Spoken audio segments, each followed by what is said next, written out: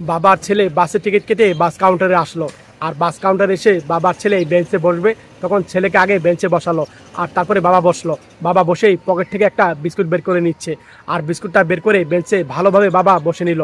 আর তখন বাবা বিস্কুটটা ছিঁড়বে। আর তখন বাবার পাশে একটা ভাই বসে বসে মোবাইল টিপছিল। আর বাবা একটা বিস্কুট ছেলেকে বের করে দিল। আর তারপরে বাবা বিস্কুটটা খাচ্ছিল। আর তখন এই ভাইটা লক্ষ্য করে দেখলো তারা বিস্কুট খাচ্ছে। আর তখন এই ভাইটা কিছু না বলে তখন দেখেন এই প্যাকেট থেকে ভাইটা একটা বিস্কুট নিল। আর এই বাবাটা দেখে তো অবাক হয়ে গেল।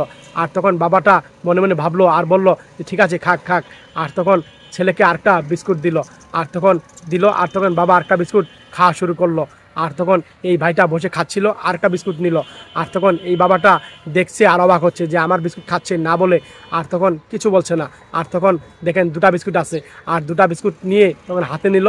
আর তখন এই বাবাটা দুটা বিস্কুটকে একটা দুই ভাগ করলো। আর দুই ভাগ করে তখন এক টুকরা ছেলেকে দিল, আর এক টুকরা বাবা খেলো। আরেকটা বিস্কুট বললো এই ভাইকে নাও। আর তখন এই ভাইটা বিস্কুটটা খেলো।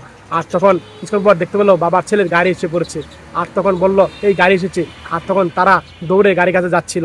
আর তখন এই ভাইটা বলল যে আসলে পাগল নাকি, এই কথা বলল। আর তখন এই ভাইটা ব্যাগটা উঠালো, ভাইটা চলে যাবে। দেখে ভাইয়ের বিস্কুটটা এইভাবে পড়ে আছে। আর ভাই ভাবছে এই বিস্কুট নিয়ে তারা খাওয়া শুরু করেছিল। ভিডিওটা ভালো লাগলে শেয়ার করে দিন মন থেকে, সবাইকে দেখা সুযোগ